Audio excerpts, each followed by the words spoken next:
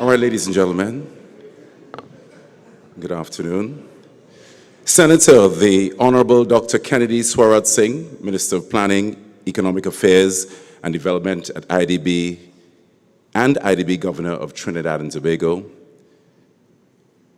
governors and esteemed representatives, Honorable Marsha Cadell, Minister in the Prime Minister Office with responsibility for Economic Affairs and Planning for Barbados, CEO Nada Garcia, Chief Executive Officer in the Office of the Prime Minister, Investment and Civil Aviation, and IDB Alternate Governor for Belize, Sajita Jagan, Deputy Director, Ministry of Finance and Planning, Suriname, Eliakim Ferguson, Assistant Budget Director, Ministry of Finance, Bahamas, heads and representatives of regional institutions, excellencies, development partners, IDB executive directors and counselors, distinguished colleagues, ladies and gentlemen. It is my distinct pleasure to welcome you all to the official launch of the 2026 Caribbean Development Dynamics Report, Investing in Sustainable and Resilient Development. We are especially pleased to host you here today at the beautiful Hyatt Regency Hotel in Port of Spain, while also extending a warm welcome to those joining us virtually from across the Caribbean region and around the world. Your presence, both virtually and in person, reflects a shared commitment to advancing sustainable and resilient development across the region. I am Ken Simmons. It is my absolute pleasure to be your facilitator this afternoon. Welcome again to Trinidad and Tobago. Can we have a round of applause, ladies and gentlemen? Yes? Now, particularly for those who are here for the first time, you've never been to Trinidad and Tobago. Is anyone like that inside of the room? Yes? First time? Well, welcome to paradise. I don't care what you read in the newspaper. We are known for calypso, soca, steel pan, the only acoustic instrument developed in the 20th century. And I don't know if time would permit, but before you leave, you have to have our good doubles. Somebody say yeah, yes? Our good doubles, yes, indeed, all right? A particular welcome to those that have joined us from the IDB Group 1 Caribbean Ministerial Dialogue that took place earlier next door, and which is an excellent example of regional cooperation driving forward tangible solutions to the very issues we'll be discussing here today. The issues before us are of the highest importance to our region, yet this session is designed to be engaging, relaxed and candid, with a good amount of time allocated to questions from the crowd and online. Together, we will explore and unpack regional knowledge, data, and technical expertise as powerful tools for advancing sustainable development across the Caribbean. This report, a collaborative effort between the Inter-American Development Bank Group and OECD Development Center, it is not just a collection of data, it is a toolkit. It provides actionable recommendations on how we can scale up investment, build resilience, and unlock the immense potential of the Caribbean. To officially open our program, we have two distinguished speakers who will set the stage for our discussions. First, it is my honor to introduce Raga, Director of the OECD Development Center. Now, prior to this, she served as the Minister of Industry and Commerce in Iceland, and as a Member of Parliament, she will share insights on why this report is so critical for the Caribbean at this specific moment in time. I've only met her today, and one of the coolest persons that I've met so far. Put your hands together. Give a warm welcome to Raga, please.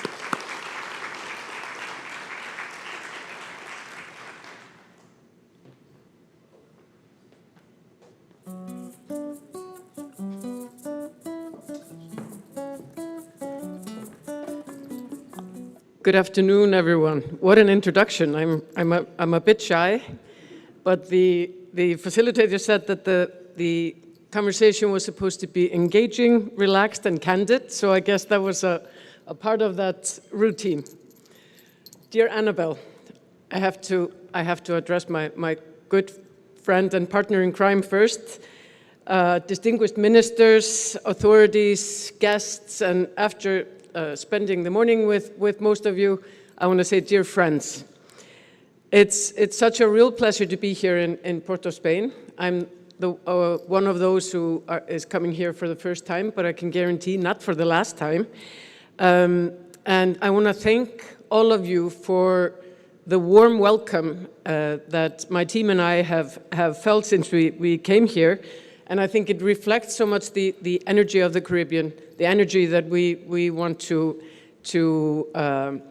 explore, and the energy that we want to utilize. And that doesn't have to go through any environmental impact assessment, because this energy is totally renewable and powerful. And it's especially meaningful to be here for the launch of the second edition of the Caribbean Development Dynamics. Juan, I forgot it at the table. Could I please ask you to, I just have to show you, we're very proud of the report. So the second edition of the Caribbean Development Dynamics report that we are very happy to be launching here today with our good partners in the IDB. And we also have partners in the Caribbean Development Bank. David Best is here, and from Spain, from the Development Cooperation Agency in Spain. So they will be joining us here online in a little bit. But the Caribbean Development Dynamics, or the CDD, looks at the region as a whole, while recognizing the obvious diversity within it, and does so with a clear objective: to support better policy choices. That is the main mantra of our work. And this new edition of the CDD focuses on a key priority for the region: investing in sustainable and resilient development. And having listened to the conversation this morning, I'm happy to hear that has a strong, it resonates well with the discussion that is going on in the region. And let me begin with a strong message. The Caribbean holds a tremendous potential. And this report shows where that potential can translate into concrete outcomes. The region, as you know, benefits from rich natural capital and strong opportunities in renewable energy. It holds advantages in sectors such as the blue and circular economy, sustainable tourism, and creative industries. These sectors can support steady growth and create quality jobs for citizens. At the same time, the Caribbean continues to lead in areas such as climate action and innovative finance, including through instruments like thematic bonds and debt for nature swaps. In a global context that has become more fragmented, the Caribbean has shown openness to global integration and can leverage this to build new partnerships and seize emerging opportunities. The vision of the Caribbean leads to a central question: how can all this potential be unlocked? And that's what we're here to discuss today. And the report points to a clear answer. The region needs to mobilize more and better investment. To achieve this, the CDD 2026 identifies four major main policy areas. First, investments must go towards climate-resilient infrastructure. And this supports regional growth while protecting livelihood. Climate hazards have increased by 84% between 2004 and 2024, compared to the previous two decades, causing damages exceeding 2% of GDP annually since 1980.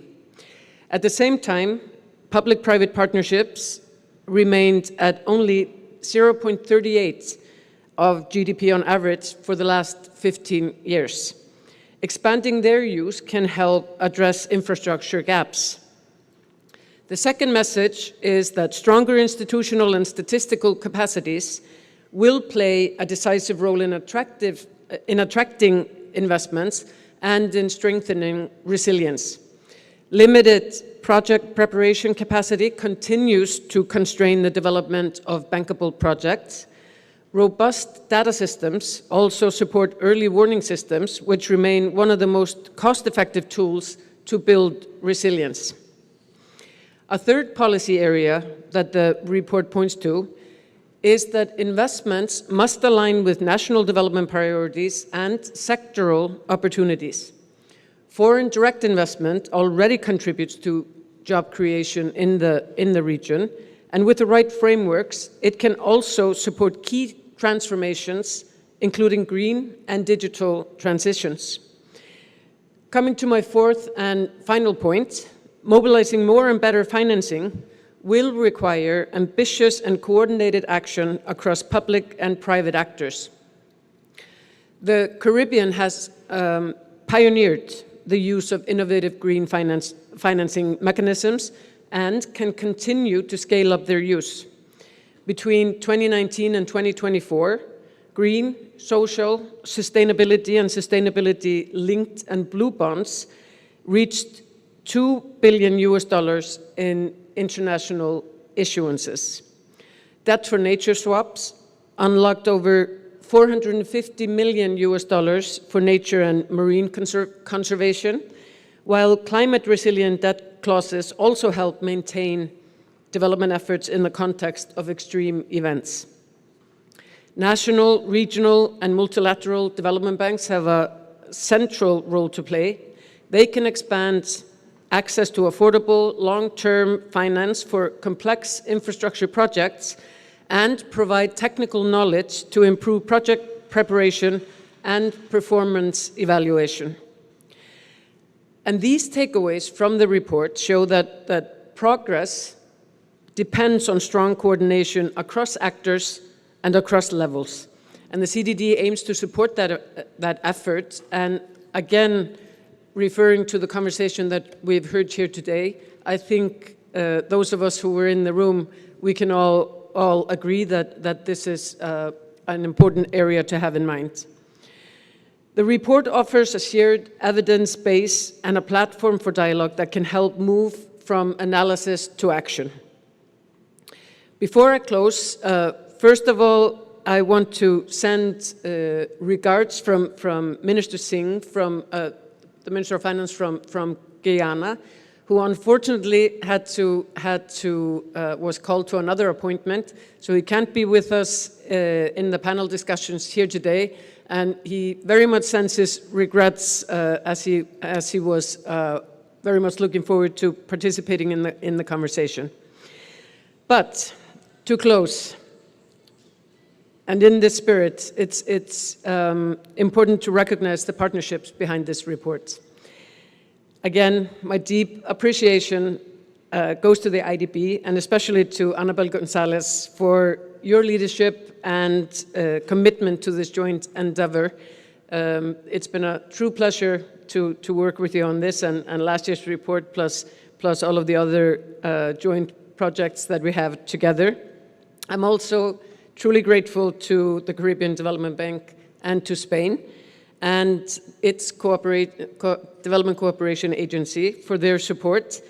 And with further ado, I want to also thank Senator Swarat and the Central Bank Governor Larry Hawaii for such a warm welcome here in Trinidad. And at the OECD Development Center, we are committed to continue collaborating with the Caribbean and supporting the region's priorities. And I can tell you just a little secret because, and it doesn't go out of this room. I come from a small island. It's not necessarily in the same climate zone as the Caribbean. I come from Iceland. But there is something that I recognize and I felt the minute I stepped on an island in the Caribbean, and they are getting more and more in numbers now. There is just something that there's a bond. There's an island mentality that I really, really appreciate. So I feel, even though coming from the high north and being here in the Caribbean, I feel a strong bond with the Caribbean region, and look very much forward to continuing working on the pressing and important issues that the region is facing. Thank you very much.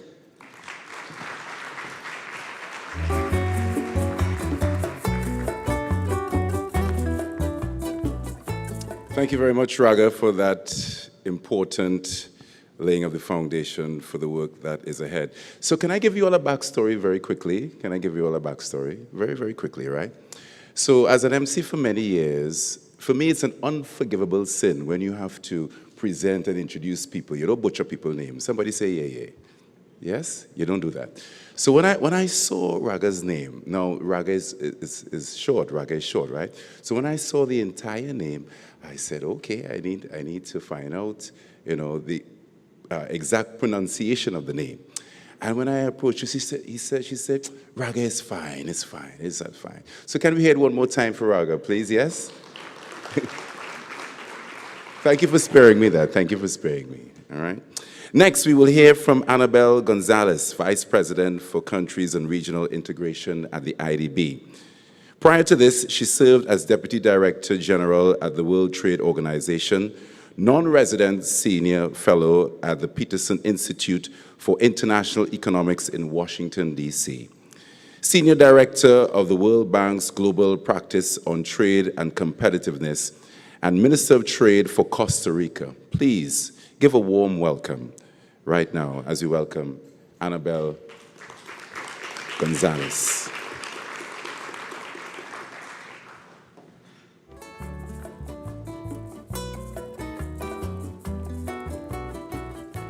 Good afternoon, everyone. It's a great pleasure to be here in Port of Spain for the launch of the Caribbean Development Dynamics 2026 report, a joint collaboration between the OECD and the IDB.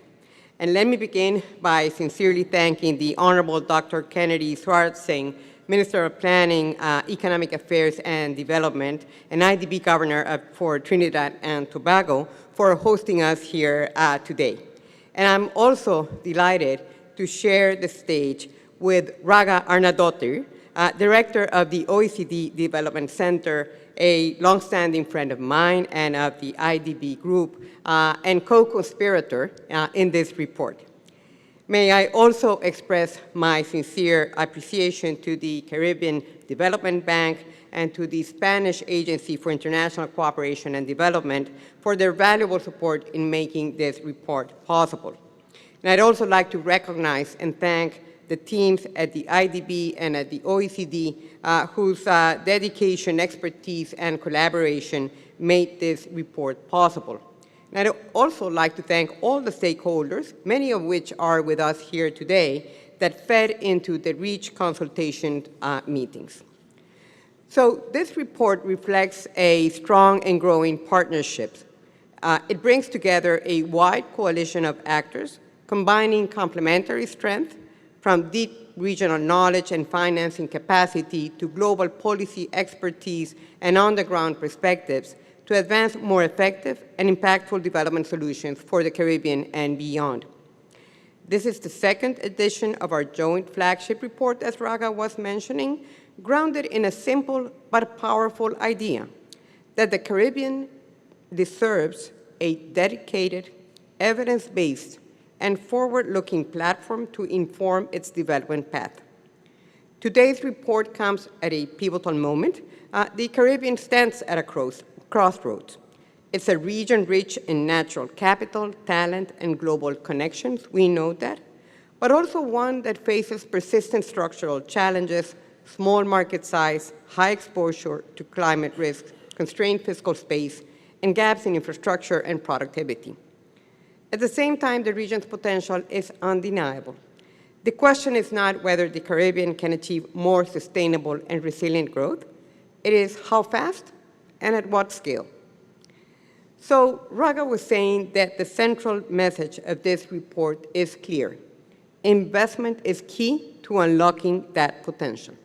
And not just more investment, which is needed, but it's also better investment, investment that is resilient, sustainable, and aligned with the region's comparative advantages. So let me highlight three messages. First, the report invites us to scale up investment and improve its quality. Investment in the Caribbean has increased in recent years, but much of it has been driven by short-term or externally financed projects, including post-disaster reconstruction. What is needed now is a shift towards long-term strategic investment, particularly in infrastructure, digital transformation, and productive sectors. This includes investing in climate-resilient infrastructure and early warning systems, which are not just protective measures, they are essential to safeguard lives, economies, and fiscal stability. It also means strengthening project preparation, data systems, and institutional capacity so that good ideas can become bankable projects and attract financing at scale. And this is where the IDB Group's project preparation coordination mechanism can make a real difference. Second, regional cooperation is not optional. It is essential. Caribbean countries face common challenges, but also shared opportunities. By working together, countries can create more attractive investment opportunities. And the report highlights how regional cooperation can help mobilize finance, strengthen institutions, and improve connectivity by helping to reduce cost and overcome scale-related challenges of individual countries. And this is particularly important in areas such as energy, digital infrastructure, and disaster risk management, where regional solutions and sharing of best practices can deliver greater impact than national efforts alone. And this is also why the IDB has placed regional cooperation at the center of our engagement through our flagship One Caribbean program. Indeed, in a high-level ministerial dialogue earlier today, we explored how to use One Caribbean to turn shared priorities into concrete action, supporting regional pipelines of projects, strengthening institutions, and mobilizing partnerships and financing at scale. And third, the report underscores a critical reality that financing must become more innovative, more diversified, and accessible. Traditional sources of finance alone will not be sufficient. Domestic resource mobilization remains essential, but it must be complemented by private capital, international flows, and innovative instruments. And we're seeing encouraging progress. Countries in the region are leading globally in areas such as debt for nature swaps, blue bonds, climate-resilient debt clauses, and more. And these innovations help to align financial flows with sustainability and resilience objectives.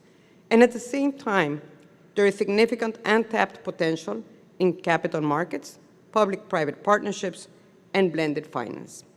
And development banks, including the IDB, also the CDB, have a critical role to play, helping to reduce risk, extend financial horizons, and crowd in private investment.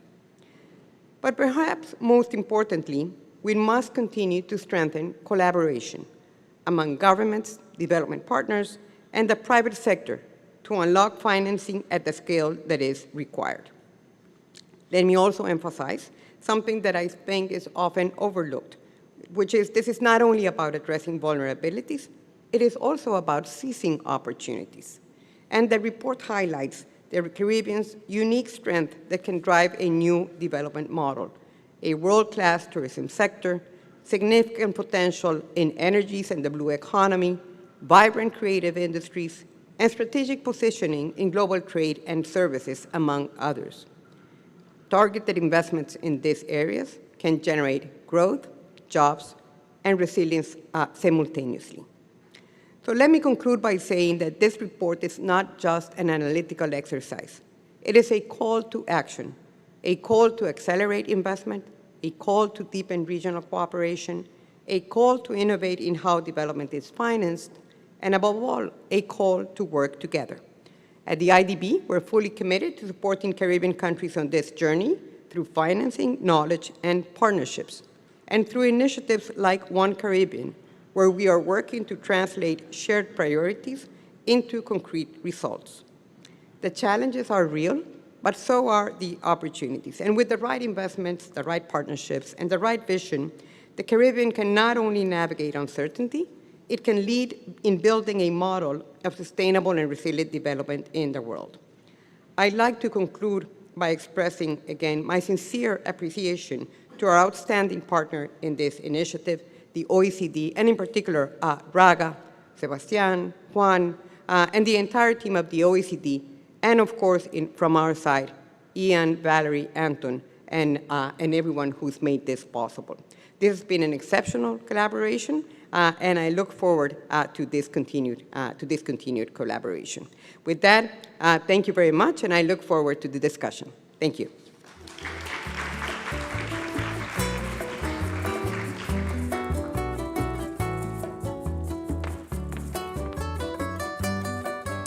Thank you, Annabelle, for highlighting the powerful partnership between the institutions that made this report possible and underscoring the need and value in taking forward its recommendations. A call to action, right?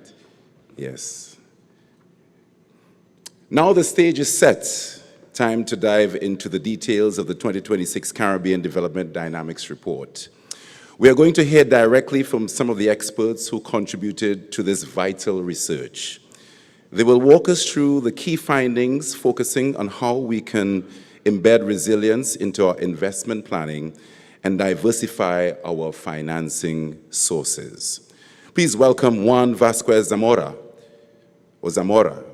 head of the Latin America and the Caribbean unit at the OECD Development Center, and Valerie Mercer-Blackman, Regional Economic Advisor for the Caribbean Department at the IDB. They will take us through the report's presentation. Ladies and gentlemen, give them a warm welcome as they come.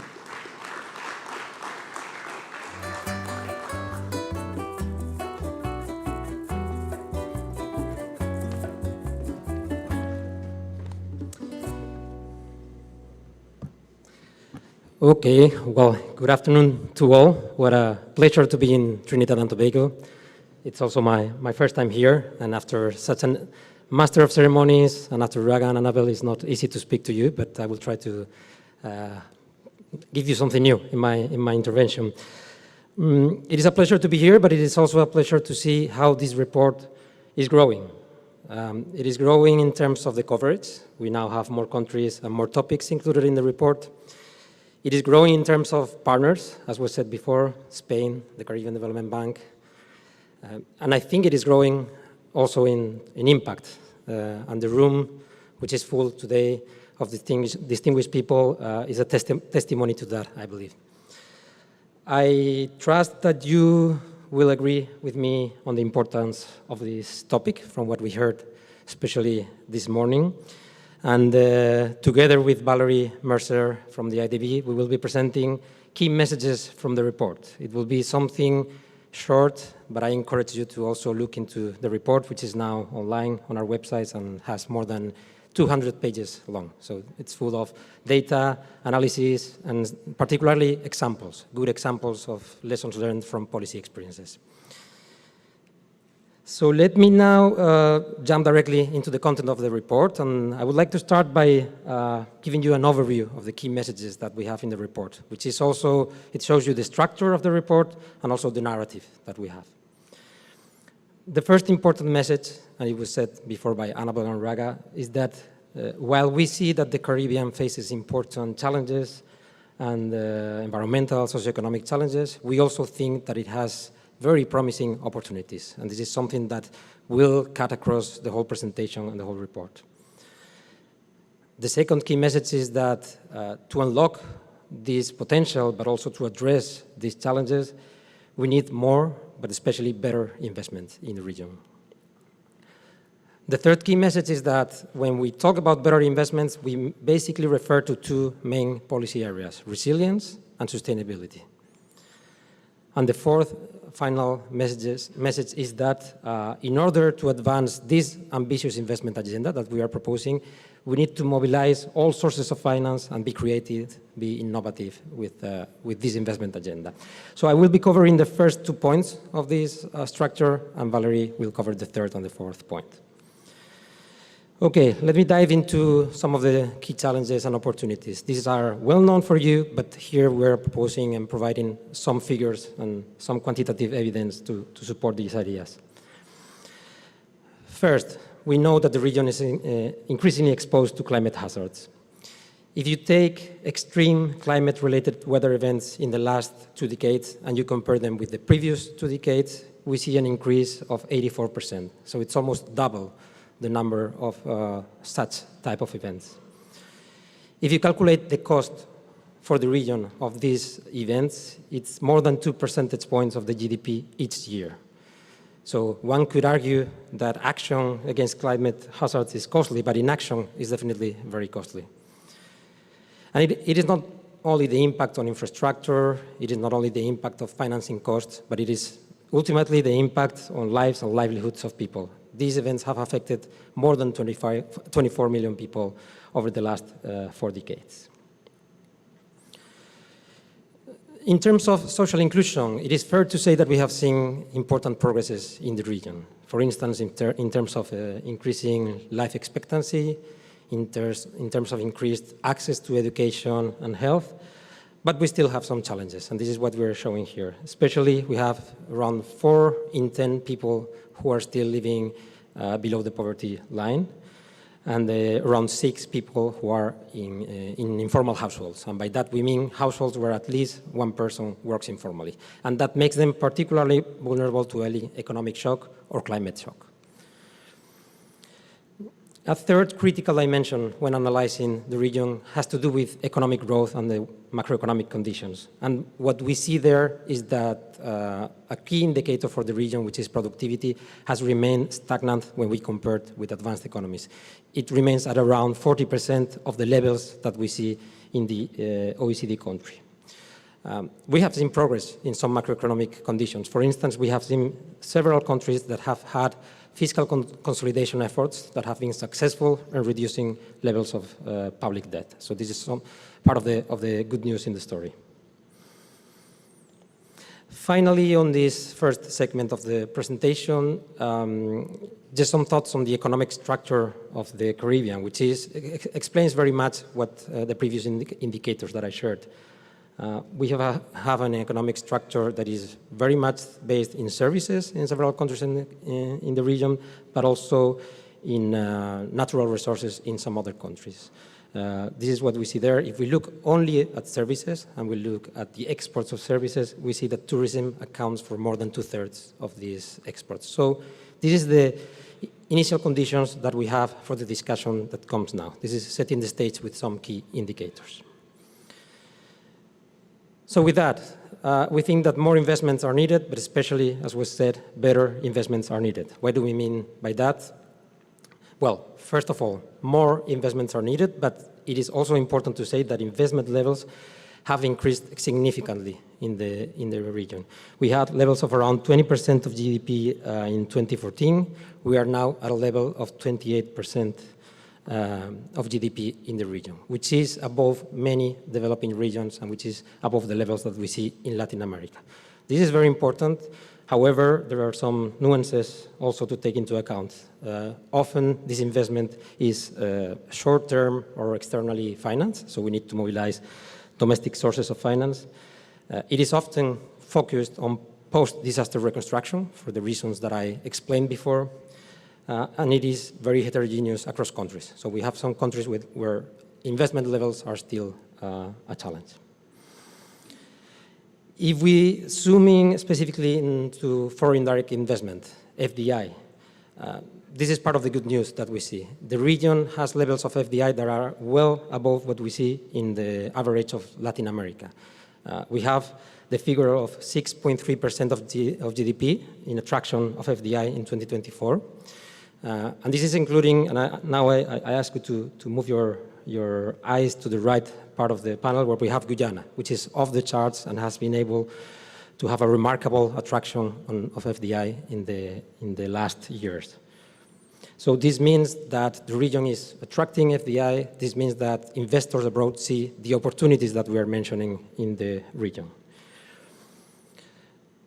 Where has this FDI been directed to? We have an analysis in the report by origin of the investment, and we have, of course, the US, the European Union, and others as main investors. But we have also analyzed the sectors where this goes. And if you look at the bars, the blue or turquoise color, this is related to services. So we still see that in many countries, this FDI has been targeting the services sector. Has the FDI had an impact on development indicators in the region? What our analysis shows is that yes, FDI usually tends to create jobs, to create spillovers in terms of innovation, gains in productivity, technology diffusion, etc. So it is a good strategy to continue investing in attracting this FDI. Final message from my side is about the key sectors of opportunity that we identify in the report. You see them there. It's blue economy, sustainable tourism and creative industries, energy transition, sustainable transport, agriculture and food systems, circular economy, and of course, one of the phenomenon that is affecting us all, digital transformation and artificial intelligence. In each one of these sectors, the report looks at specific opportunities and also at what's already been done in the Caribbean, because there are many good examples that are already taking place in the Caribbean. Just to walk you through this very quickly, what do we mean by opportunities in these sectors? For example, when we think about tourism, it's important to strengthen the linkages between the local economy and the tourist activities, supplying agricultural products, fishery, selling local crafts, but also diversifying into other sectors of tourism, ecotourism, attracting digital nomads, etc. When we talk about renewable energies and the potential for the region, we think it is important to accelerate the deployment to reduce dependencies, to reduce high costs, and also to tap into the region's potential for solar, for wind, for geothermal. When we talk about the blue economy and nature-based solutions, well, there is one very relevant example, which is sargassum. The valorization of sargassum to turn this challenge into an opportunity, to expand also sustainable fisheries, and also to foster high value-added sectors. There are several, like marine, biotech, and modern aquaculture. A fourth point, the importance of the orange economy and the capacity of the region to expand the scope of creative industries. And a final point, the importance of low carbon and resilient transport modes, regional connectivity, which was mentioned this morning, inter-island ferry networks, electric public transport fleets, and climate-proof red roads. So this is just to show you that the report is full of examples of proposals on how to unlock these opportunities for the region.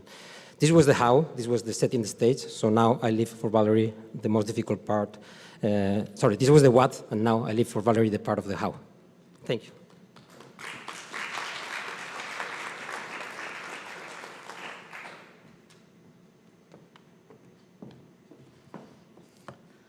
Okay, thank you very much. So, as one mentioned, I'm going to deliver the bad news, but we will end with a good news, which is in one area in which the Caribbean really has been very innovative. So the first part, I'm going to talk a little about what we would say structural challenges to really unleash these kinds of potentials. And you saw all of these different sectors where there's some really wonderful and innovative, but small projects right now that, if taken to scale, could really be innovative all over the world. So first thing is that investment is to be a driver of greater resilience and sustainability. And so, just get the button here to work, excuse me. There we go.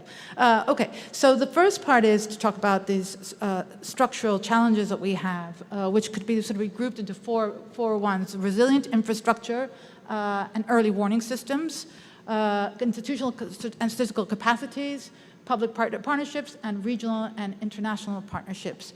So you can see on the right-hand side this infrastructure vulnerability index. It really shows the exposure that the Caribbean has to, especially natural hazards, about 3 times more exposed or more vulnerable than, for example, the average for Latin America.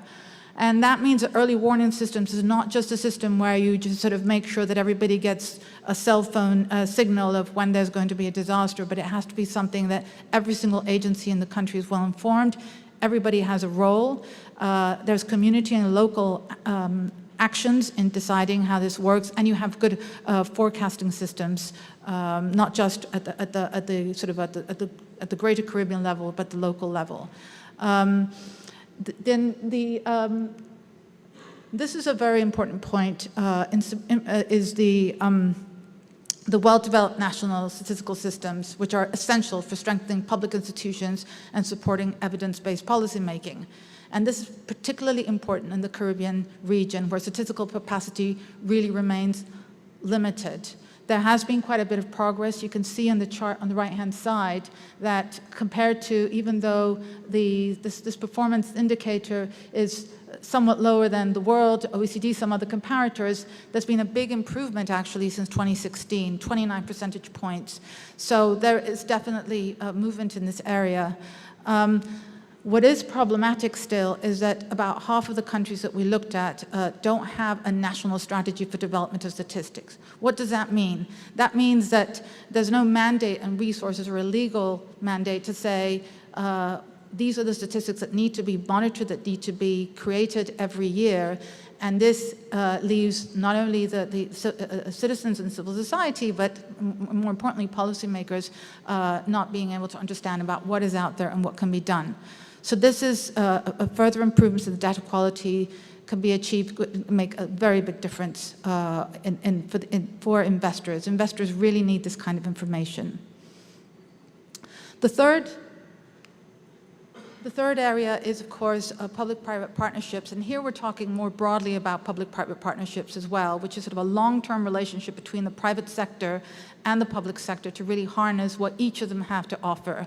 The statistics here show that public-private partnerships, the investments as a share of GDP, they're about a little bit less than 1%. Don't be scared. That's actually very much an average number for emerging markets. It's not very large. And what tends to happen in the Caribbean is that because you have one big project, like in St. Vincent or in some countries that can really sort of push up the average.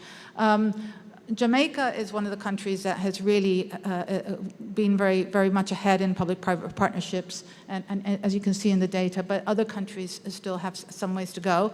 There was a long discussion on it this morning, but I do want to show you this Infrascope index that actually is done at the IDB for the 26 Latin American countries. And for the last numbers, you can see on all of these different sub-indexes that the Caribbean is not doing well. In the first two, for example, performance evaluation and impact, or project preparation sustainability, it's considered nascent or developing. And even in the area of regulations and institutions, there is still issues, for example, that the index suggests about capacity and especially coordination among the agencies that have to do the public-private partnership. So this is an area where I think we discussed a lot, of course. So the other issues have to do with resilient infrastructure, disaster risk management, which I'll talk about a little bit later on, and attracting investments. But there are a lot of areas in which, for example, there's a very nice project that was done, the Sustainable Energy Facility for the Eastern Caribbean, financed by the IDB through the CDB, which really gives you a sense of how taking the different comparative advantages of the different actors, you can really produce something nice. So this was actually for geothermal energy in Eastern Caribbean countries, and they're very small projects, and happens to be a highly risky project because there's a lot of uncertainty even about who would be interested in it. And so what they did is they had the various funds, especially the Green Climate Fund and the Republic of Italy, give grants, and CDB and the Clean Technology Fund also had some additional grants that were given to the IDB. The IDB then on-lent to the CDB, and the CDB took some of the grants to give the government and the private investors technical assistance, and then the loans to these small special purpose vehicles to do that. So this was an example of a structuring of a finance instrument in order to achieve something that was probably not going to be possible otherwise. And finally, I'm going to talk about how how you pay for all this, right? What are the ways that the Caribbean can do to basically mobilize its investment? So first of all, you have domestic resource mobilization, and you can see here tax structures in the Caribbean. This is tax revenues as a share of GDP, quite varied, as you can see across the Caribbean. On average, about 20% or so, which is similar to other small island development states, Latin America and the Caribbean. And also the sources of income taxes are quite different. So, however, there is one area in which the Caribbean tends to be a little bit different than in some of the countries, which is that they depend much more on indirect taxes. Some of it is because they are very open economies, but also there tends to be a lot of use of direct taxes to, for example, give waivers to investors and things like that. So one of the things that we recommend in the study is to really think about, having a simplified tax system, broadening the base, of course, and also to make a system more predictable, and doing a lot of things like, for example, citizen engagement and transparent reporting, which can really, nobody likes to pay taxes, as I said, so how to make these things easier. The other thing that is not shown here is non-tax revenue is actually very large as a share of GDP in Caribbean countries, especially for commodity producers, and they have a lot of royalties, but it also tends to be very volatile. Citizenship by investment programs as well are quite common in some Eastern Caribbean countries, but they also, if there's some shock abroad, that can also reduce the revenue from that. So this is an area where some work could happen. Other forms of sort of international financing for investments are official development assistance and remittances. And other than Haiti, official development assistance is not very large in the Caribbean. It's about 2.5% on average. However, remittances are very important. In many of the countries, they're between 10 and 20% of GDP. And we know that there's a very active diaspora. We talked this morning a little bit about the not so good part, which is that there tends to be a good brain drain. At the same time, we still don't understand well how we can use the diaspora and some of the migrants to invest in the Caribbean and to really be able to make some headway. For example, there's some anecdotal evidence that they are investing in housing, but we don't really know. So this is an area where there's a lot of potential to learn more.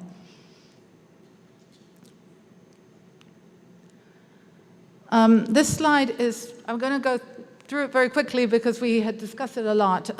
Again, what do the multilateral organizations have to bring to the development and to the financing? It's not just the money, right? It's the way that they're able to blend the financing. Project preparation and restructuring. If you have certain systems like the project preparation and coordination mechanism, which maybe we have, we know that that can do a lot. Knowledge platforms and regional coordination, so sharing best practices and sharing what's worked in certain parts and what hasn't, and lessons learned. And I think this is a fantastic example. Actually, this report itself is a fantastic example of exactly that. I just met today my co-authors, people I've been working with for many months now on this report, and we were really able to take advantage of the know-how that the OECD has with the know-how that we bring and the knowledge of the region to make this possible. And so out of this can come very important spillovers. Finally, on financing, there's been a lot of innovation in financing, not just all over the world, but especially in the Caribbean. And the Caribbean countries have used sort of two approaches, which can be divided into so-called direct market or direct capital financing, which is a little bit more sophisticated than just borrowing from debt. And these are the thematic bonds, thematic debt conversions, debt for nature swaps, et.cetera, and carbon credit markets. And increasingly, as a result of disaster risk, a way of managing it is what we call prearranged financing mechanisms, such as regional risk pools like the CRIF, which is basically an insurance that by joining forces you can actually get much lower premiums, catastrophe bonds, contingent loans and grants, and climate resilient debt crosses.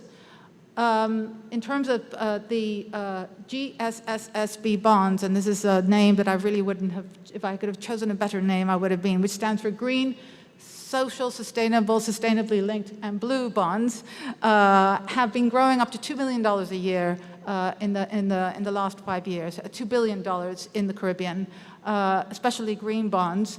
I'll talk a little bit about some very nice examples of this financing, but also blue and sustainability in more recent times. This picture here is a diagram that shows what we call a multi-layered risk management strategy, which the Caribbean, again, has shown a lot of innovation in, which is to really try to isolate and mitigate where the risk comes from, not just by issuing bonds here and there, but by really making it as a comprehensive and integral part of their fiscal and financial planning. There we go. And so there's sort of 3 layers. It's a layered approach, right? What it means is that if you have small disasters, a little flood here and there, some bridges that have to be maintained at the local level, for that kind of thing, you just have a reserve fund or contingency funds within the budget that most countries can finance. It's sort of low, they happen with high frequency, but the damage is not large. Then you have risk transfer instruments that take care of medium to high impact events, but of low probability. And the idea here is that you would be willing to basically buy the insurance that you need ahead of time. These would be the catastrophe insurance and catastrophe bonds. And then above that, you would have areas in which you really don't expect it's going to happen very often, but you want to plan so much ahead so that when it does, you have that space for the emergency reconstruction and the first 1 or 2 years of when a disaster happens. And here we have the contingent loan and grants, which we say you're basically passing still doing the risk retention. Why is that? Because once you get the loan, even though it happens after the disaster, you have new debt, which is different from the insurance, where you don't necessarily are more indebted after the disaster. And then debt pause clauses, which also are written into the loans. So, for example, the most common ones are to have a clause that says that if I have a natural disaster, you will suspend my debt service over the next 2 years. And it's been a little difficult sometimes to get some of the creditors to sign on, but it's becoming much more common. Finally, I wanted to give you some really nice examples of the innovation in financing in the Caribbean. First of all, we have debt for nature conversions. Debt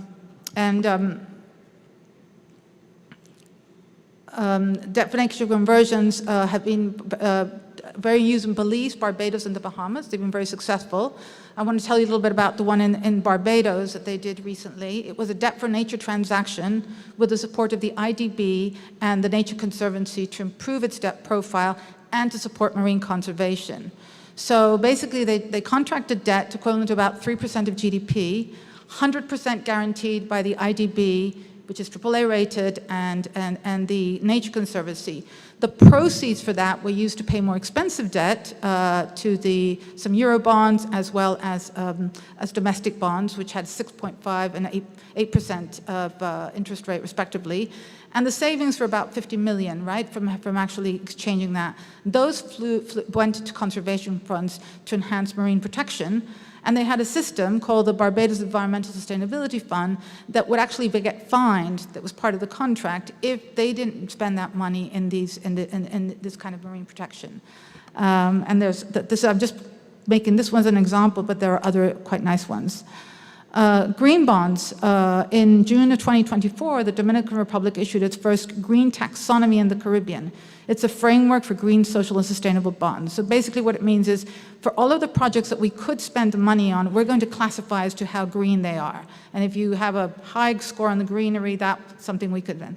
Then they issued the bond, and there was so much interest and so much oversubscription that they actually feel they got about 15 basis points less that they had to pay compared to a traditional bond of the same amount. That was called a greenium, a green premium. And then after that, they spent it on clean transportation, water waste management, etc. So this is a really good example of something that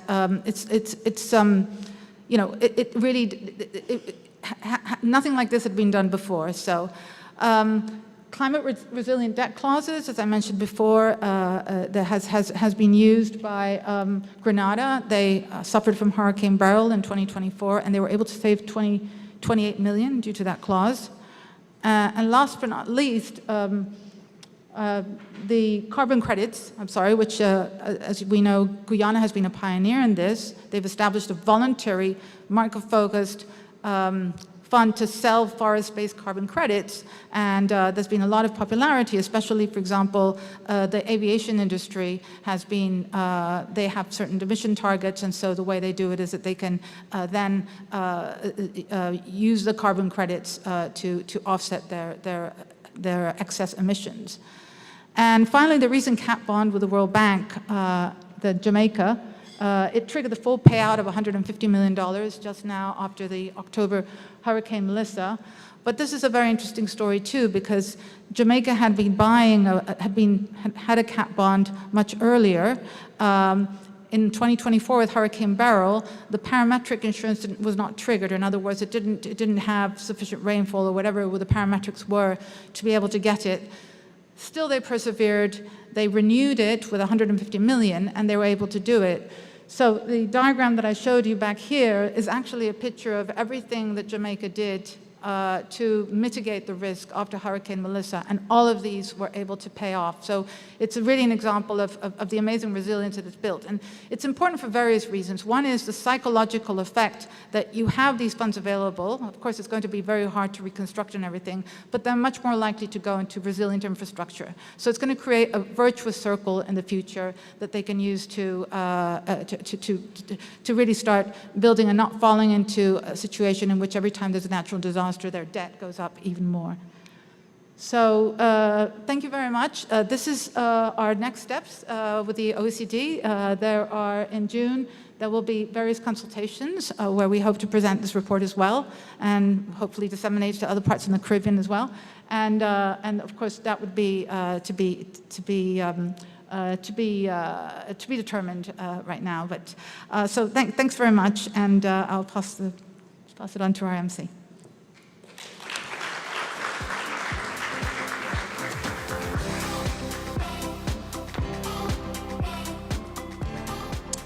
Thank you, Juan and Valerie, for that excellent and comprehensive overview. The data and recommendations are very much clear. The time for scale resilient investment is now. But the big question is, how do we translate these recommendations into action? Yes? To explore this, we have convened a stellar panel of leaders and experts. And even before we actually introduce our moderator and the panelists, I would like to acknowledge the presence of Minister of Planning, Economic Affairs and Development, and IDB Governor of Trinidad and Tobago, Senator the Honorable Dr. Kennedy Swart-Singh. Put your hands together for the Minister, ladies and gentlemen. Thank you. Now, moderating this discussion will be Sebastian Nieto-Para, Head of the Regional Development Dynamics Division at the OECD Development Center. Sebastian, can you put your hands together? Let's welcome Sebastian to the stage.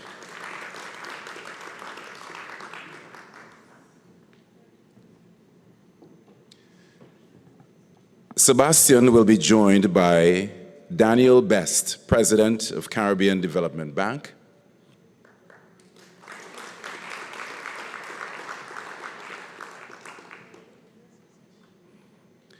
Her Excellency Noemi Espinosa Madrid, Secretary General of the Association of Caribbean States. Yes. I get a thumbs up, whatever. I get you. All right. Thank you very much. Larry Hawaii, Governor of the Central Bank of Trinidad and Tobago. And on screen, we have Marla Ducaran, Caribbean economist and advisor, and Jorge Mijangos Blanco, Director of Cooperation with Latin America and the Caribbean Spanish Agency of International Development Cooperation. Sebastian, I hand the reins over to you to lead what promises to be a dynamic conversation. Put your hands together for them, ladies and gentlemen. Great. Thank you, and good afternoon all. So welcome to this panel discussion. We have a great panel, so distinguished leaders and practitioners that we are going to talk about how to implement and discuss good experiences following what we had in this report. We have discussed issues about what we can do at the country level in terms of the policy making, in terms of the planning level.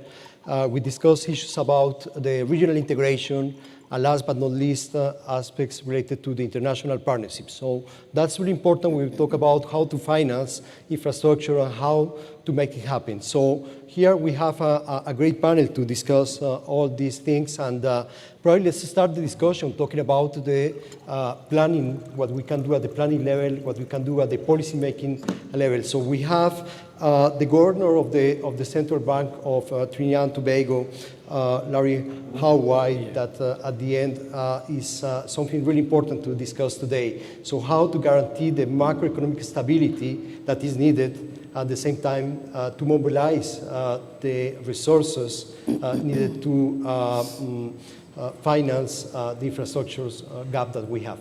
Yeah, well, I think, well, first of all, thank you for having me here, and we're very pleased to be part of this discussion. The thing is that we as central banks, very important for us is that we need to make a significant contribution to macroeconomic stability. And in doing that, there are certain elements that we pay attention to. First of all, the whole issue of controlling inflation, and certainly inflation expectations as we go forward, maintaining price stability.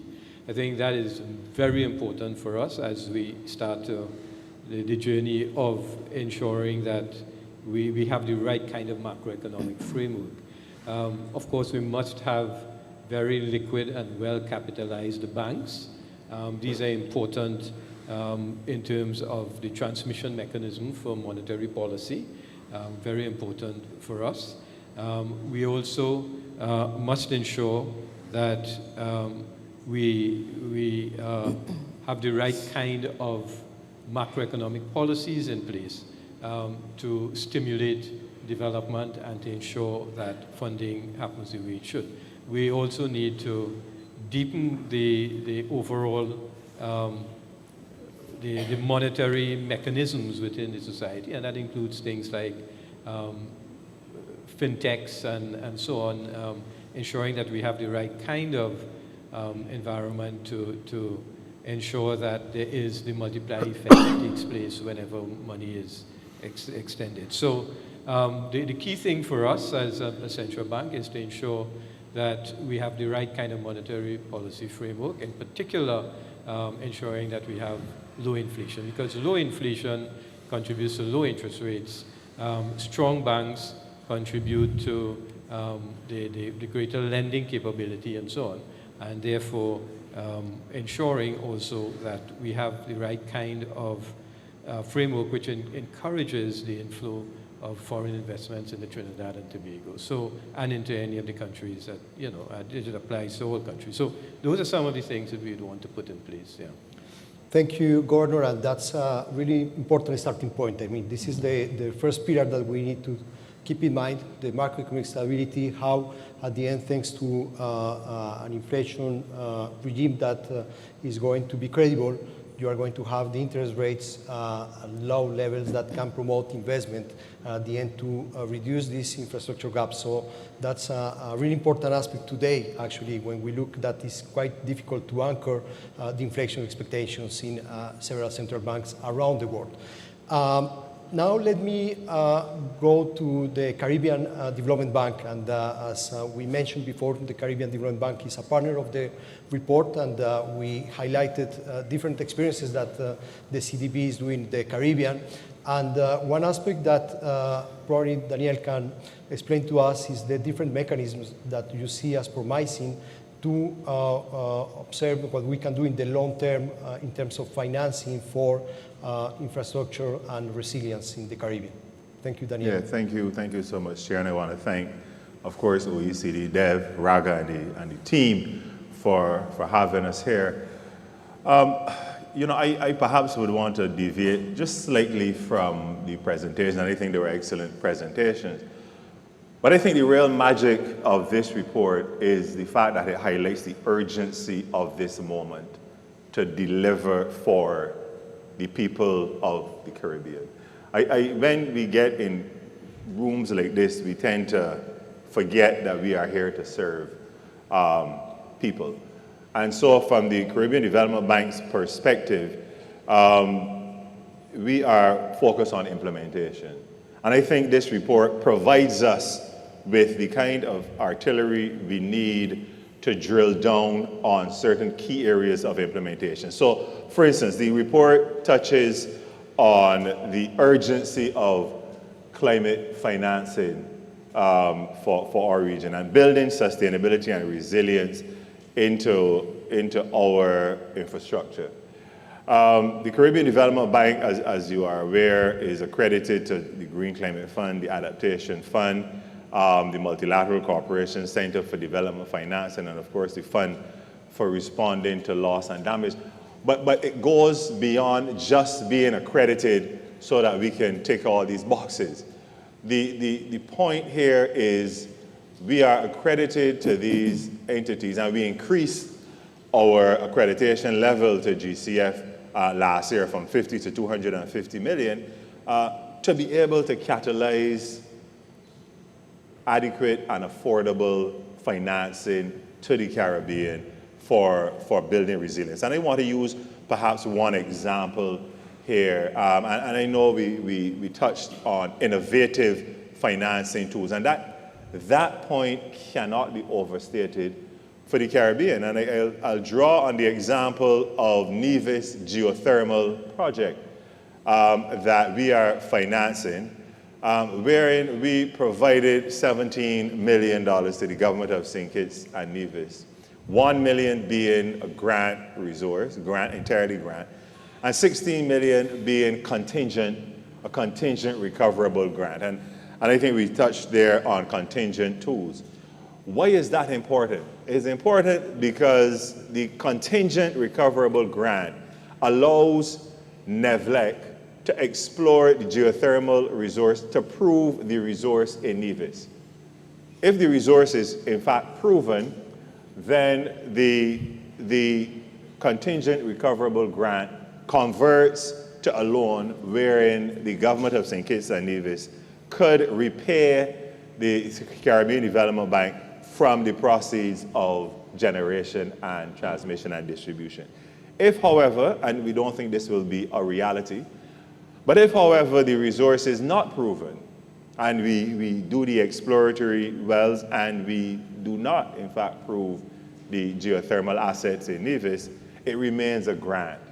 So what does that mean? It means that we are supporting Nevis, St. Kitts and Nevis, in exploring their geothermal assets without adversely impacting the debt overhang of the country. And further to that, they have already started discussions with some of the neighboring Caribbean countries with respect to interconnection. And we spoke about this earlier in the morning session about the importance of interconnectivity.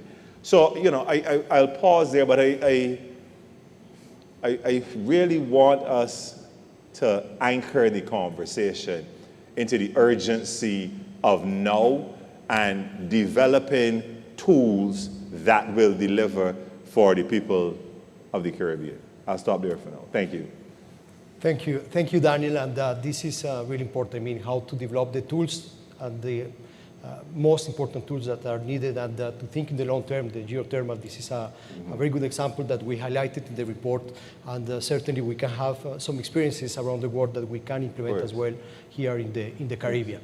Now we have the Association of Caribbean States, Secretary General Noemi Espinosa Madrid, and something that is needed as well is this regional cooperation, and how at the end we can deepen this regional cooperation in order to respond to the needs that we have in terms of investment.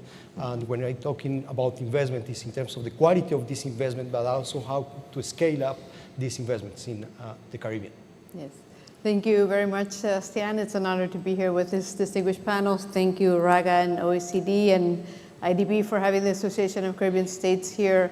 And of course, for us, regional integration is the most important thing. We are a regional integration body, association, and I think we have a particular advantage, and that advantage is in our membership. So the association has all of the countries of Central America. We have all of the islands in the Caribbean.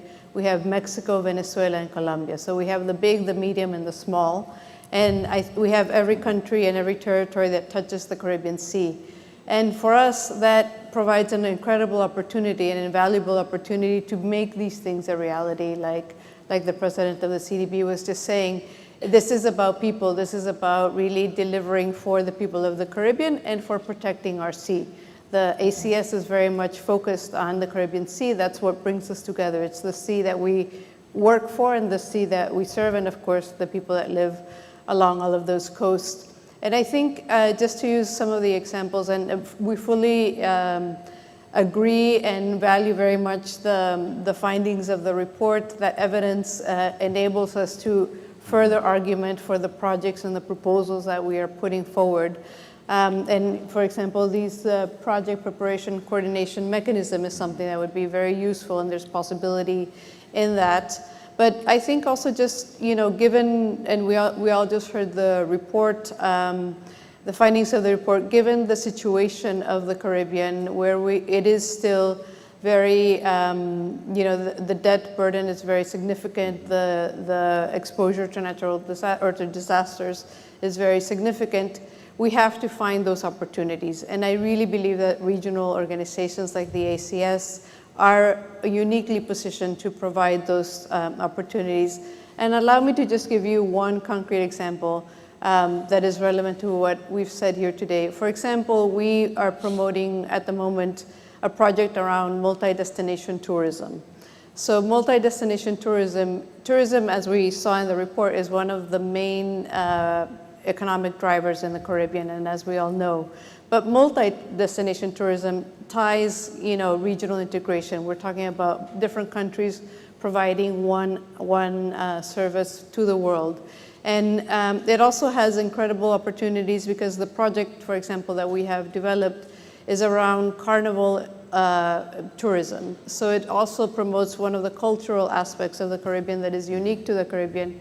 Sitting here in Trinidad and Tobago, I have to say that the carnival is truly something amazing that everybody in the world can see and should see, and the Caribbean offers the best carnival experiences. But it also promotes the cultural heritage of the Caribbean, and it promotes the communities, because it is communities that develop all of the things that go into that amazing carnival that we all take part of.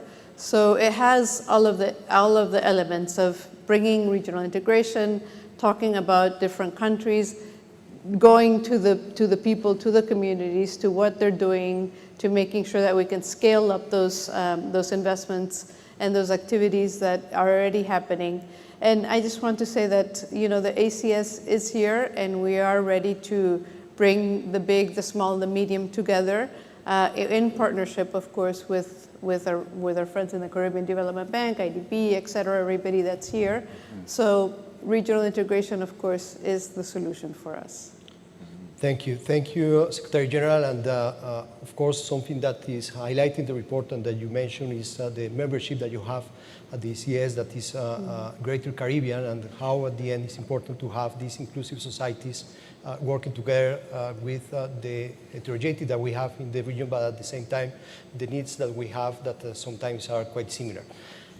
We have online two panelists that, I can see the panelists, now you can see as well. So we have Jorge Mijangos, that he's the Director for International Cooperation and Latin America and the Caribbean at the IC, the Spanish Agency for International Development Cooperation, and Marla Dukran, prominent economist working on the Caribbean.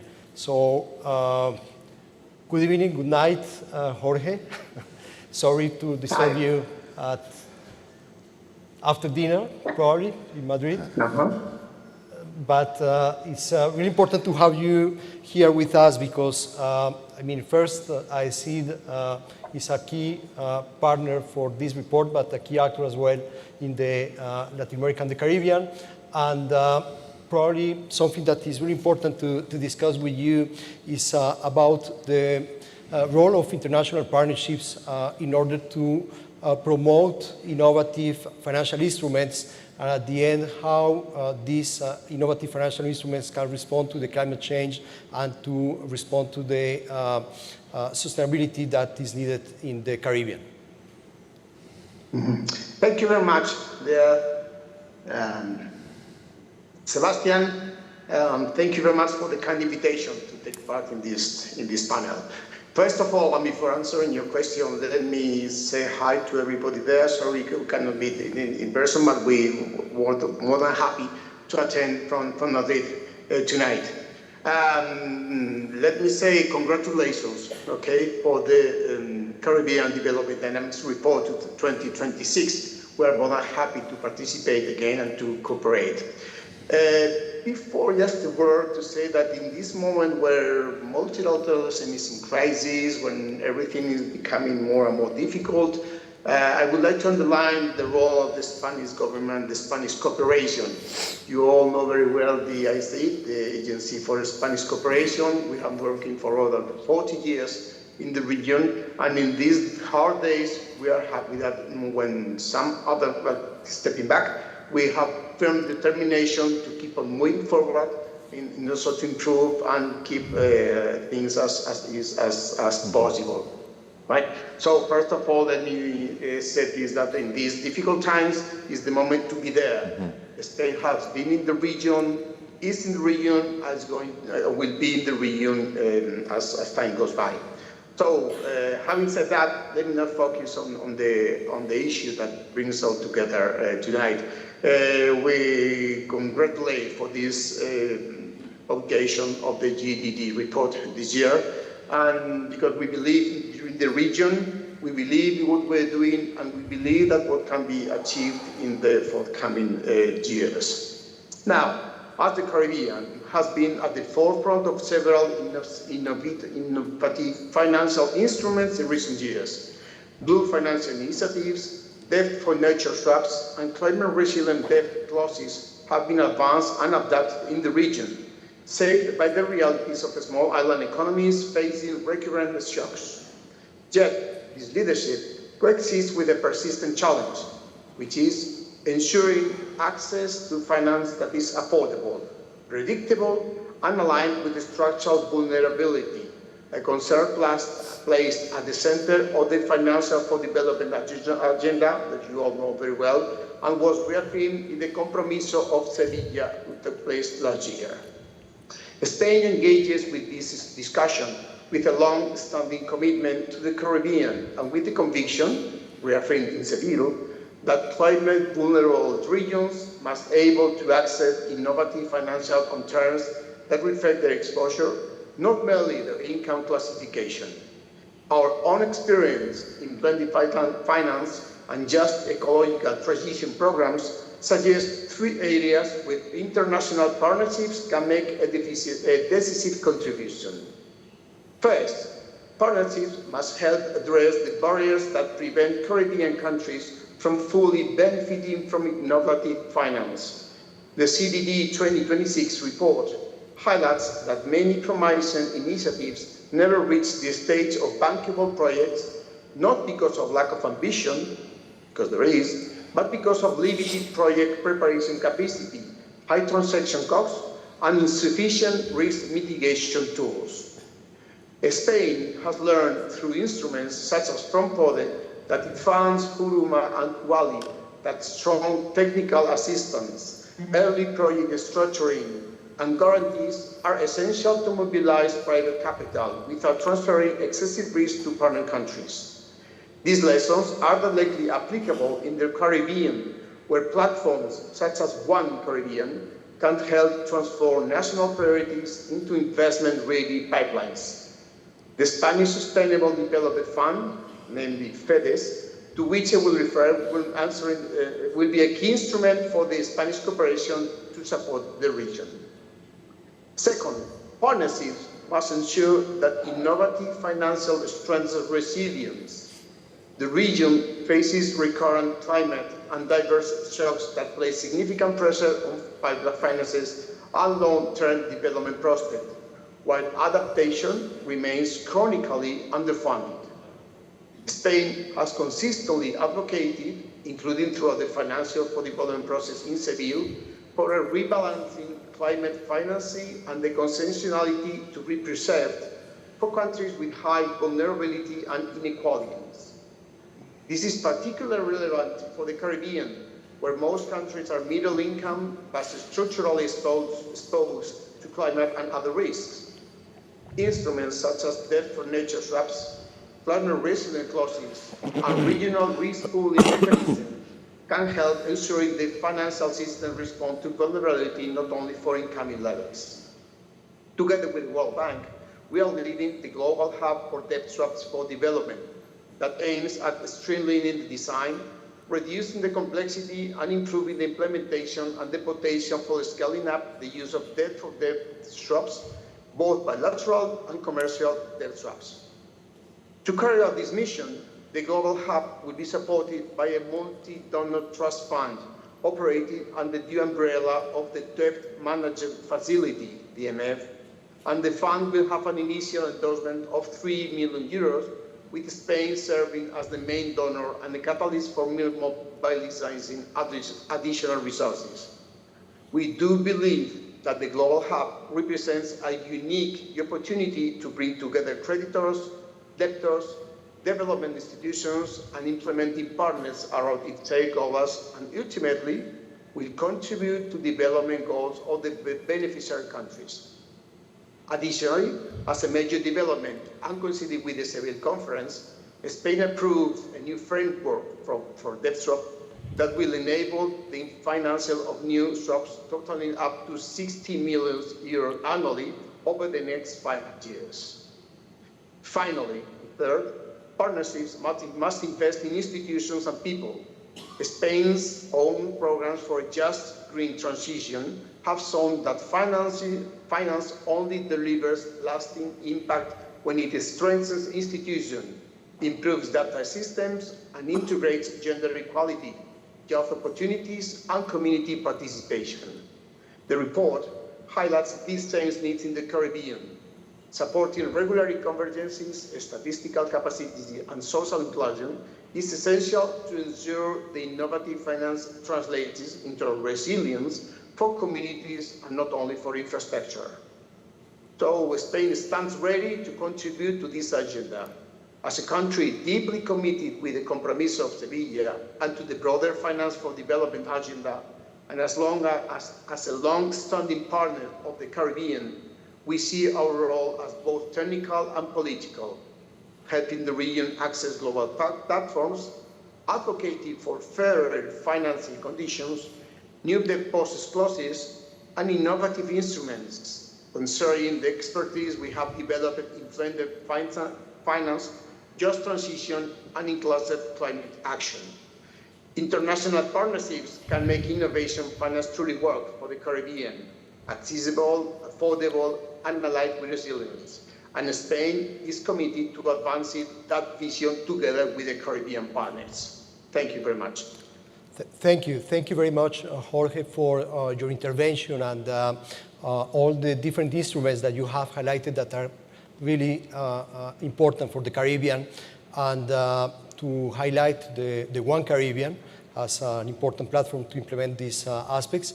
And secondly, the civic commitment that we need to move forward in the implementation, and that's something that different international organizations, including the IDB and the OECD, are working on this.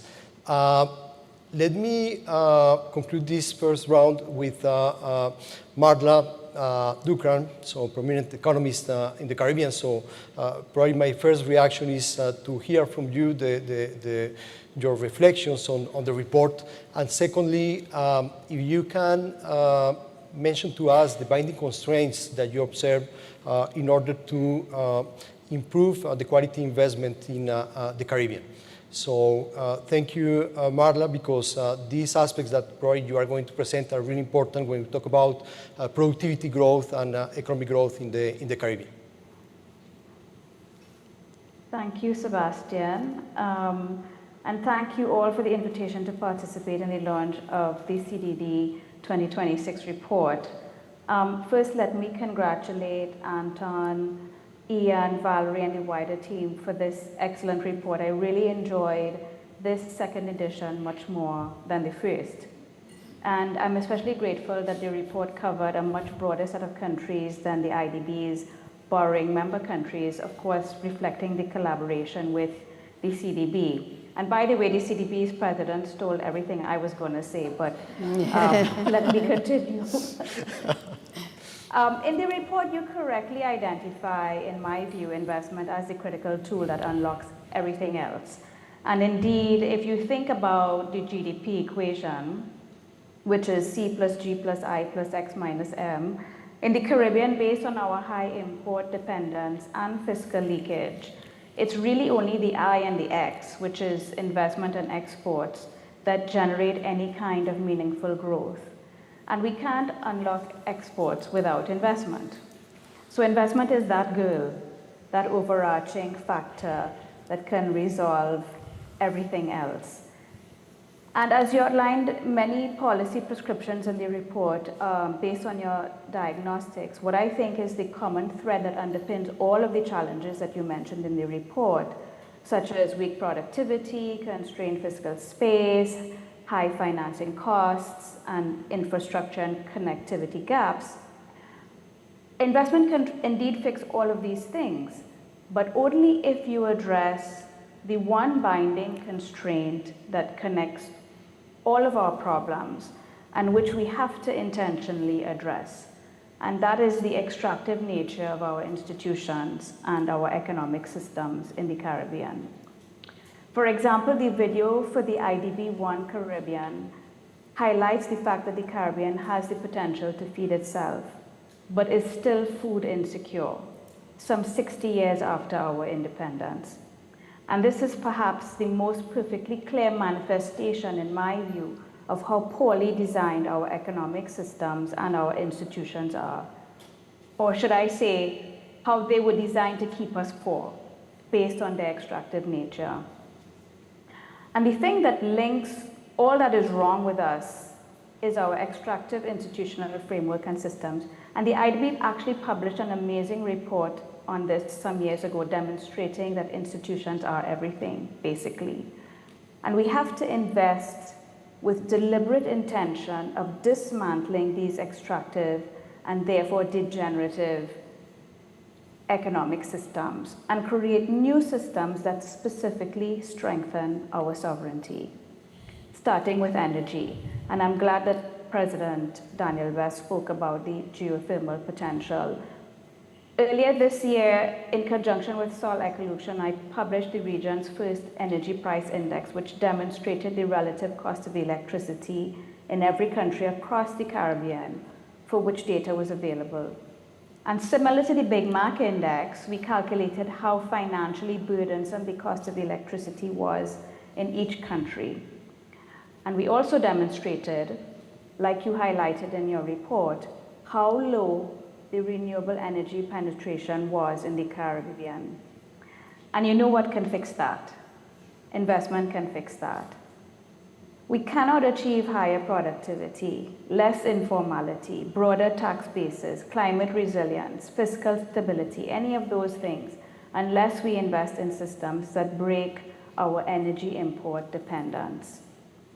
A couple of months ago, I delivered my annual Caribbean Economic Outlook, and what I focused on, which ties in perfectly to what we are discussing today, is the fact that in every single Caribbean country in that report, and I'm going to say this slowly, in every country that we highlighted in the report, the level of external debt, meaning government debt in US dollars, was higher than the level of foreign exchange reserves. And what does that mean? It means that our foreign exchange reserves are more than 100% borrowed. all of our reserves have to be repaid with interest, and all of our reserves are therefore completely owned by our creditors. Now, why do I highlight this now? Because I want to make the point that this is as extractive and unsustainable an economic structure as one can imagine. And investment can and must break that nature of our institutions and address the one fundamental binding constraint, which is the fact that our institutions and our systems are extractive. We finally need to create the levels of true economic sovereignty that I am sure our founding fathers fantasized about at our independence.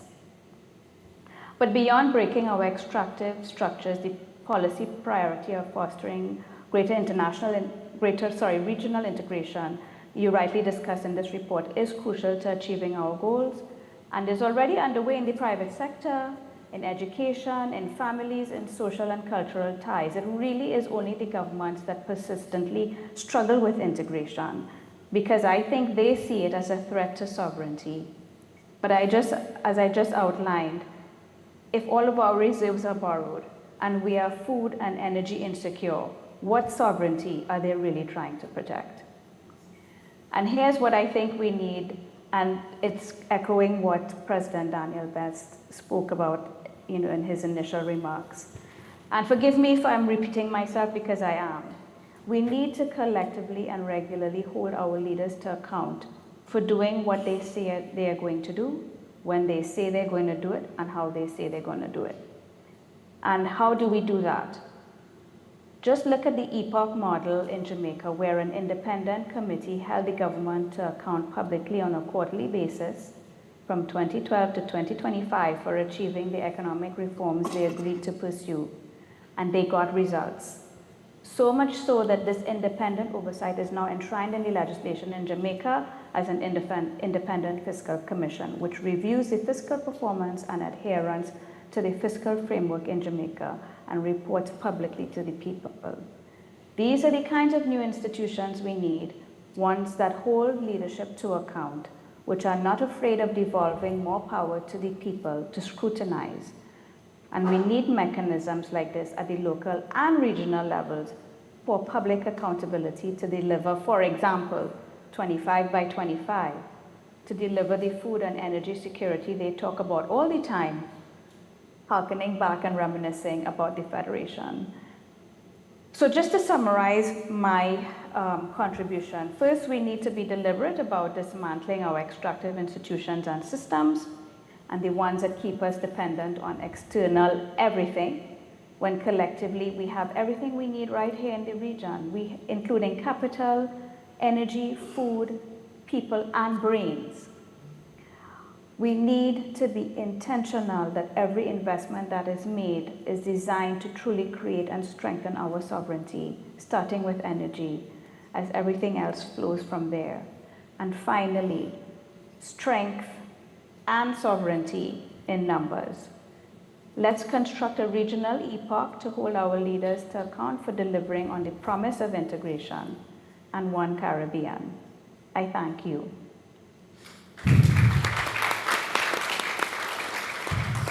Thank you, Marla, for this really important intervention. I mean, about the role of the sovereignty and how, at the end, we need to reduce dependence, following what you mentioned before, Daniel, with the geothermal. So that's the kind of things that we need as well to reduce any kind of dependence that we can have in terms of food, energy, brain that you highlighted, Marla. And I'm sure that we are going to start the conversations with you for the next report, because I hope that the IDB, of course, will agree with this, but this is very important to have as well the academics involved in the production of the report and for the next edition of the CDD.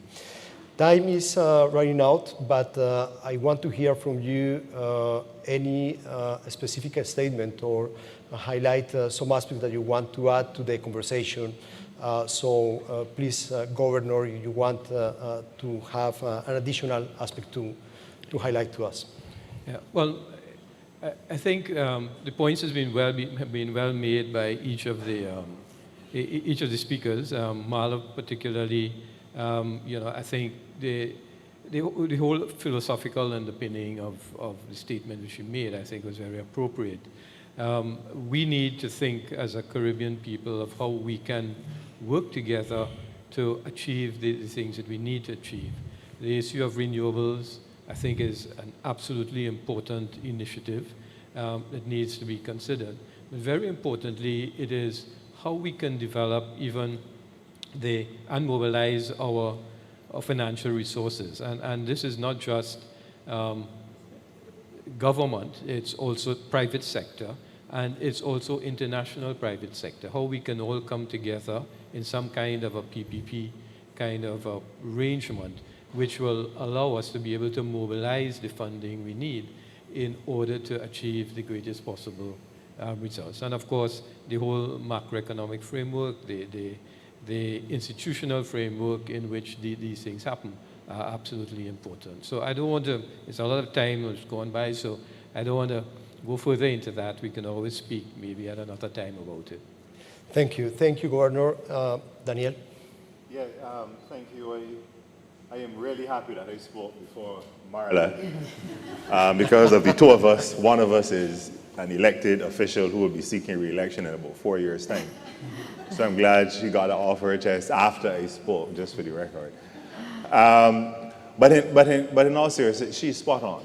And this is why in the Caribbean Development Bank's 10-year strategic plan, which was approved by our board in February, these 3 strategic focus areas, as I mentioned earlier, are youth, institutions, and climate. And she went directly to institutions and the extractive nature of our institutions. Look, in a nutshell, everything that we want to achieve in this region, development-wise, whether it's in One Caribbean, CDB, CDD, IDB, any other 3-letter acronym, is on the other side of an institution. We have to go through some institution to achieve anything. So to avoid continuing coming up with reports that get better year on year, according to Marla, but go nowhere, we have to get into our institutions. And that is why we have elevated institutions to the level of a strategic focus area. The Caribbean Development Bank will be known for youth empowerment, institutions, capacity building, and climate resilience. I mean, you know, we're wrapping up, so I'll just give one very, very quick example of how we are seeking to do this. In partnering with the World Bank on procurement, as an example, one of the things our borrowing member countries, and many are here, have cried out on for many years, is that we're too fragmented. So if they're doing a joint initiative, and we've heard about the multi-guarantor debt facility, we've heard about the regional readiness facility that will be housed at CDB, but now you have multiple procurement guidelines from the World Bank, IDB, CDB. Harmonization makes these small economies' lives so much easier. So I think there's a lot of work ahead of us. I want to end where I began, which is that there is, in fact, an urgency to this moment to respond to some of the things Marla would have spoken about, but also the things within the private sector. And just, I'll close with what she mentioned in terms of we have everything we need right here in the region. Earlier today, you would have heard the head of the CARICOM Development Fund, I'm not sure if he's still in here, Roddy, spoke to the Caribbean Climate Resilience Fund, right? Which is a fund out of Jamaica that will mobilize private capital to respond to building resilience across the region. These are the kind of initiatives that we need that will move the development needle forward without adversely impacting the debt burden of our countries. These are the kind of innovative tools.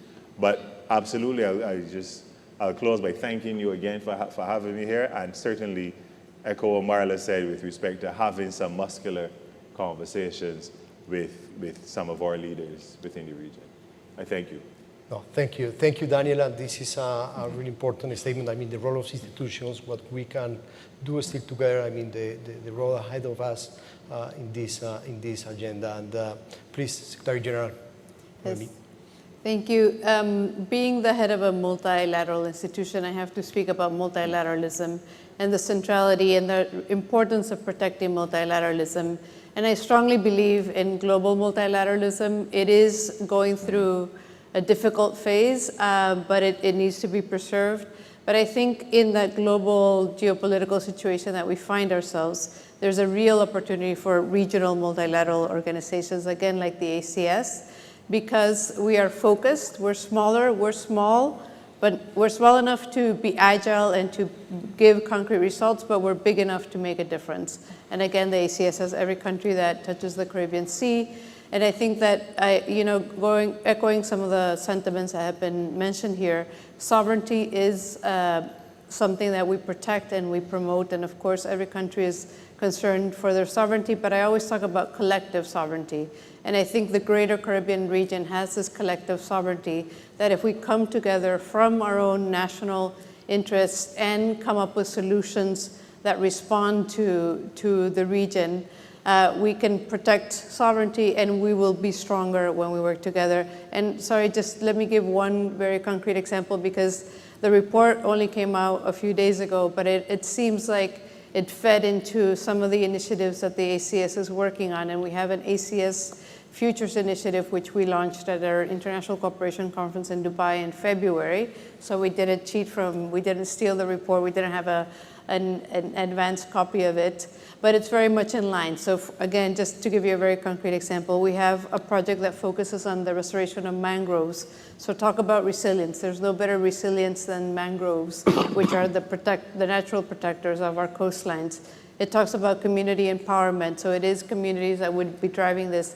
It talks about policy, policy proposals and future components.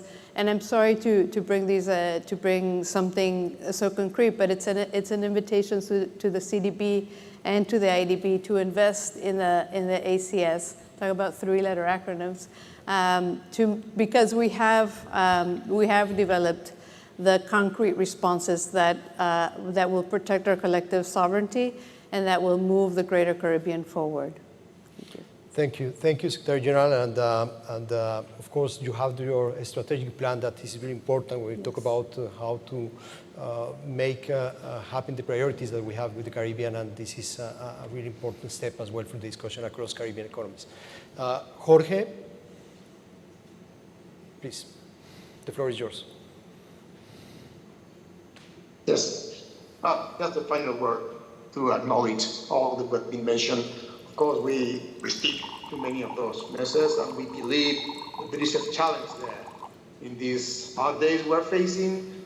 But no, it's the moment of opportunities. It's the moment to do things different in order not to get the same results with the same measures. So from that point of view, I'm from Spain, from the AC. We are more than happy to cooperate, to keep on growing, to keep on fostering new challenges and new projects that can finally have an impact on the region, right? It is important, as we see it, to have this commitment, but to also to provide final results that can affect population. And we can make men and women in the region to improve the situation and facing all the challenges, but trying to gain all the opportunities that these challenges offers. So all in all, final word to my colleagues, panelists, very interesting all your contributions. And from our part, they be sure that we will be there. We will be working again, and we're looking forward to new measures, future reports, and or any other measures, projects, or ideas that can be fostered, and with our support. Thank you.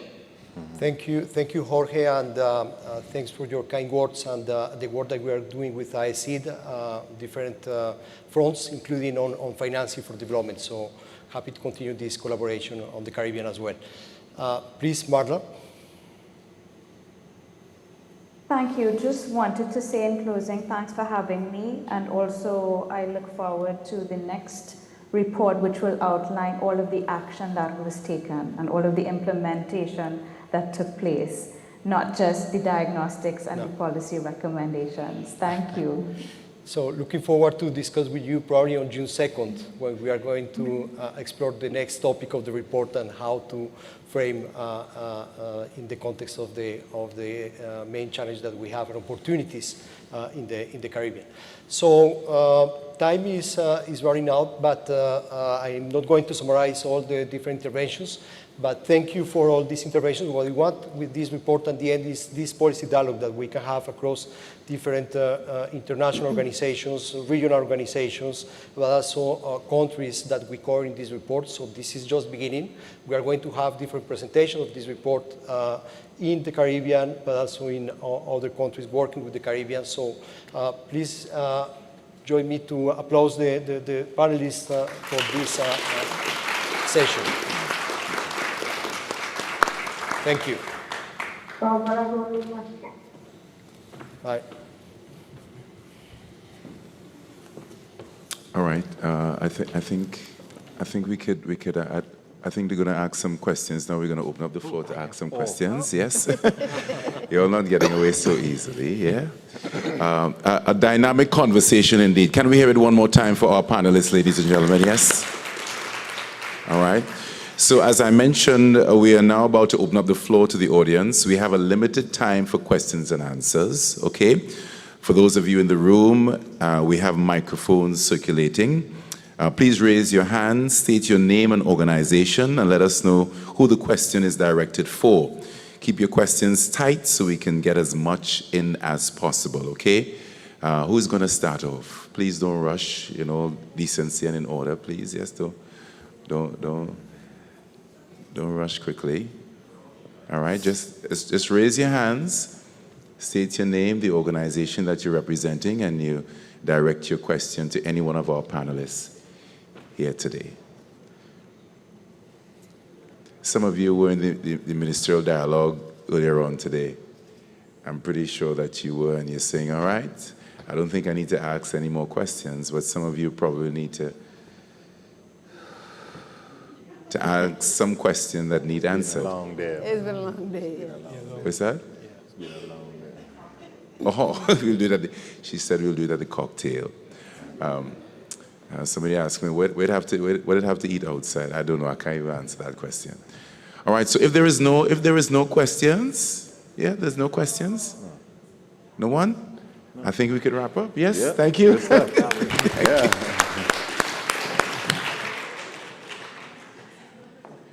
Thank you very much.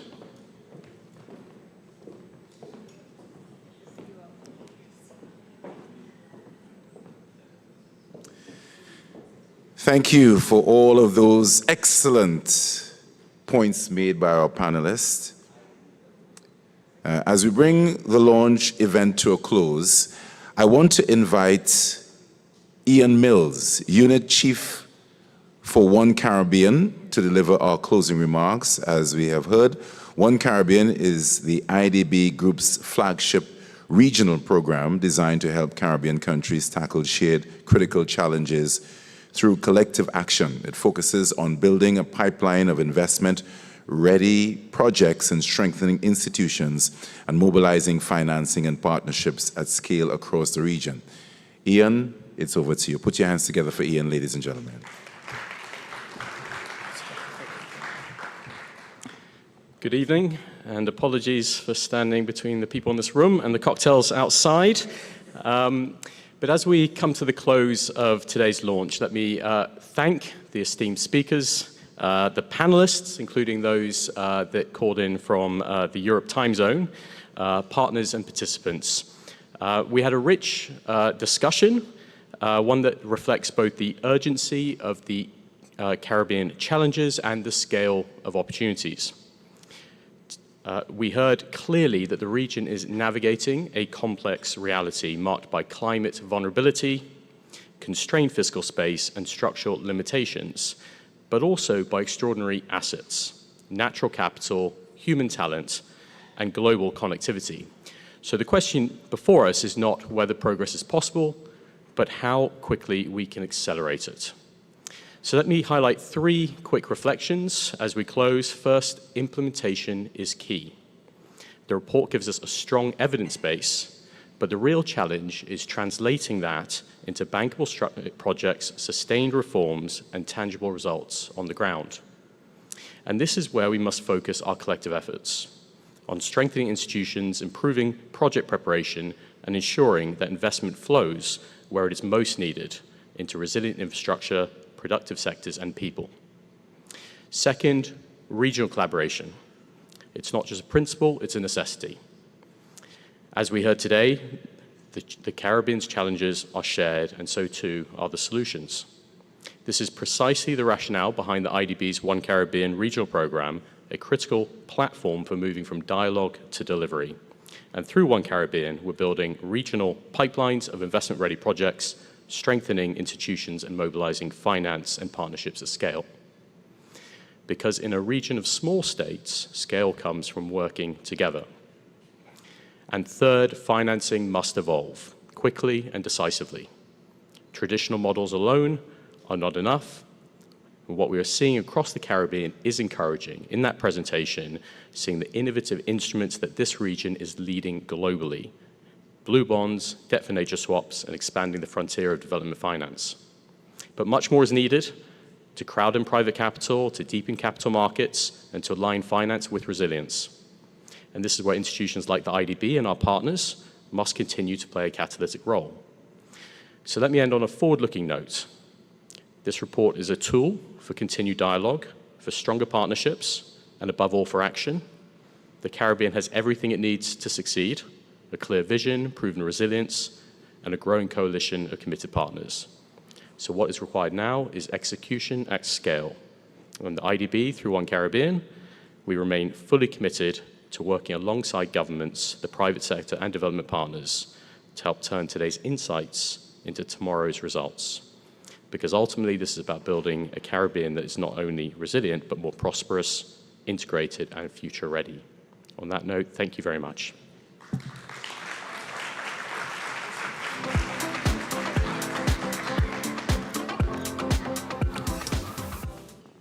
Thank you, Ian, for pointing us toward the next steps in our standard journey toward a more resilient Caribbean. All right, just a note before I actually conclude, those participants of today's launch, they would like all participants to come forward to take a picture in a short while, okay? Thank you to all of our speakers, our panelists, and to everyone who joined us today, both in person and online. The launch of the 2026 Caribbean Development Dynamics Report is not the end of the conversation. It is the beginning of the action we must take together. For those of us here in person, the conversation does not have to stop here. I invite you to continue the discussion just outside these doors where the cocktails, yeah, as you said, come on. Can't wait for them cocktails, boy. And light refreshments and appetizers will be served. This is an opportunity to connect, reflect, and further exchange ideas sparked today. Thank you once again for your presence and for your engagement. Have a wonderful evening. My name is Ken Simmons. I was honored to be your facilitator, master of ceremony for today. Thank you so very much for having me indeed. Thank you. I appreciate that. Okay?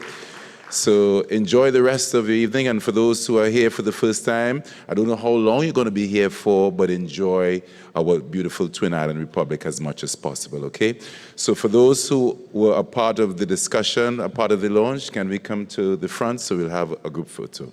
Thank you very much, everybody. Take care. God bless.